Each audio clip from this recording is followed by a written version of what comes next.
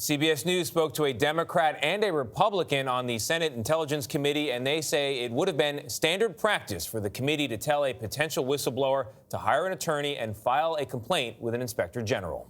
CBS News senior national security analyst, that's Fran Townsend, was Homeland Security advisor to President George W. Bush. She's also on the board of trustees at the McCain Institute, where former U.S. Special Envoy to Ukraine, that's Kurt Volker, is executive director. Volker resigned from his State Department post on Friday. He will answer questions today in the House impeachment inquiry. Fran, good morning. So it's clear that you know Mr. Volker. So we'll start with this. He's mentioned 5 times in this whistleblower report.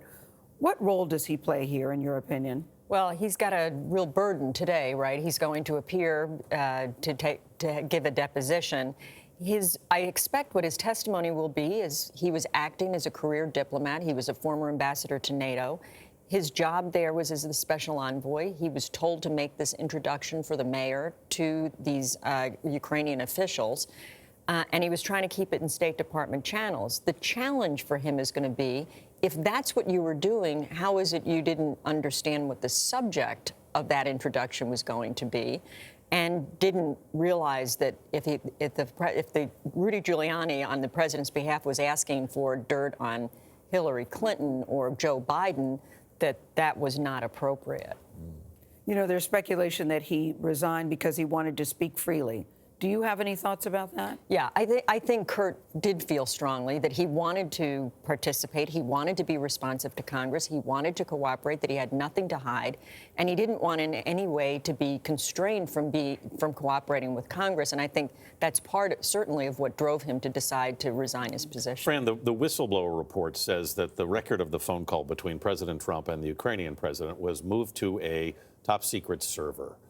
Is that normal, if that occurred? So if that occurred and that was handled differently than every other head of state call, yes, I'd say that's unusual. These head of state calls are very carefully guarded, right? Because heads of state, when they talk, are going to develop a relationship of trust.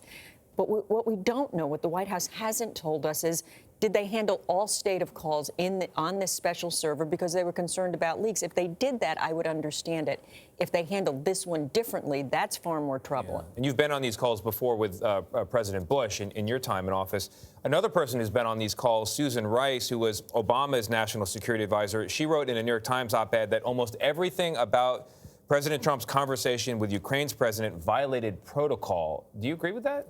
Look, I think we don't know enough. It's like I don't know whether or not this call was handled differently in terms of the server.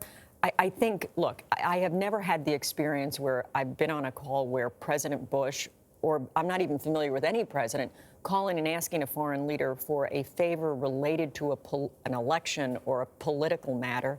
It's just not the normal course of things. They're normally asking for bilateral cooperation in a policy matter. Is it unusual for Secretary of State to be on this call? No. Secretary of State, the National Security Advisor, perhaps a vice president, may be on either a separate extension. So it's interesting why Pompeo didn't say that when he was first asked. I think that is standing out to a lot of people. I want to move on to the whistleblower because President Trump has certainly condemned the whistleblower.